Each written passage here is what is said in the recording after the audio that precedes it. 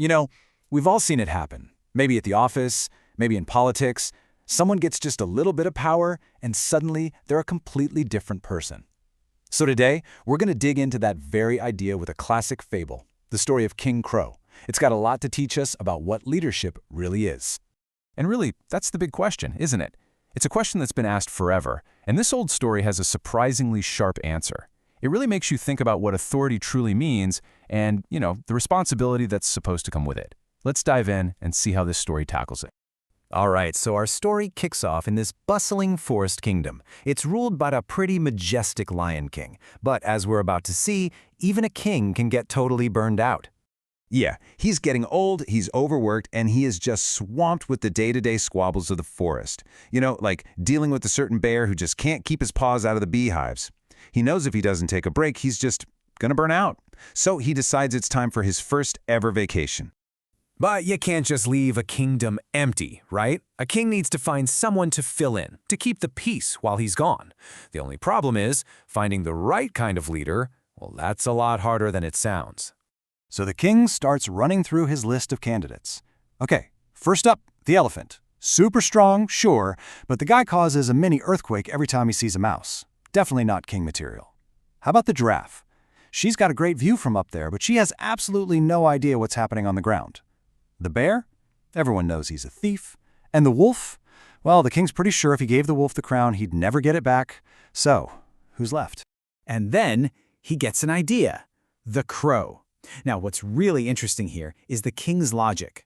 He figures the crow is smart, he's fast, he can be everywhere at once, and here's the kicker, he's not strong enough to actually challenge the lion for the throne when he gets back. It seems like the perfect low-risk choice.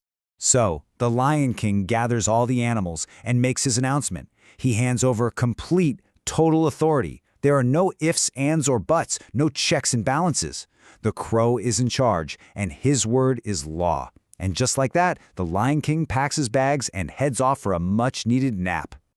The crow, well, he can't believe his luck. I mean, this is a chance he never, ever dreamed of. But the second that crown is metaphorically placed on his head, something just shifts. That little bit of power goes straight to his head.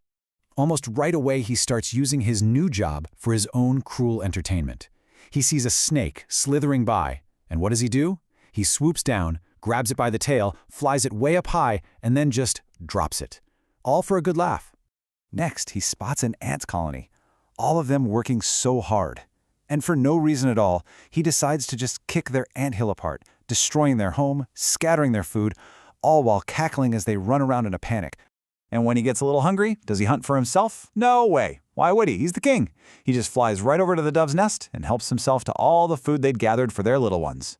And when anyone dares to question him, this is what he says. This is his excuse for everything.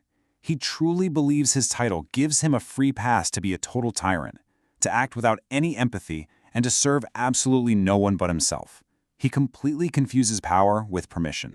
So, as you can imagine, the animals are terrified. They're miserable. The forest, which used to be a place of order, is now just ruled by chaos and fear. And they realize, look, we can't just wait around for the Lion King to get back. We've got to do something now. So they all go to the wise owl, who listens to every single story.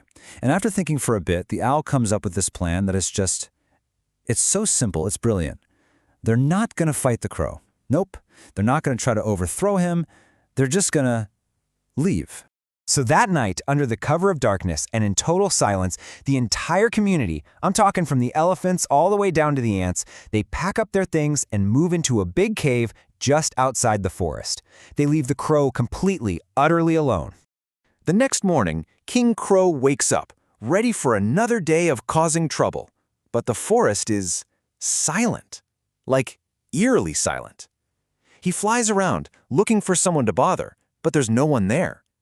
He's a king with 0 subjects. He's the king of nothing. And in that quiet, the massive hole in his thinking becomes crystal clear. He might have the crown, the title, all the authority in the world, but what does any of that mean when there's no one around to rule? His power is suddenly completely meaningless. And it's here, in this empty, silent kingdom, that the crow has to face the music. This is his moment of reckoning. For 2 Whole days he just desperately flies through the empty forest. He calls out, but all he hears is his own echo. That thrill he got from being powerful, it's gone. And all that's left is this deep, gnawing fear and this profound loneliness. He's finally forced to look at what he's done. Then, on the third day, the wise owl appears. When the desperate crow begs to know where everyone went, the owl lays down this simple, powerful truth. Leadership, you see, is a two-way street. A ruler's power doesn't just exist, it's given to them by the people they govern. And in that moment, it's like a switch flips. The crow finally gets it. Humbled, he follows the owl to the cave, and he gives a real, sincere apology to every single animal he hurt. He promises that for the rest of his time as king, he'll serve them, not rule over them. So we end up right back where we started, but with a much clearer picture, don't we? The story of King Crow suggests that real power isn't the authority you have over people, it's the trust you build with them. It's not about being in charge, it's about taking care of those in your charge.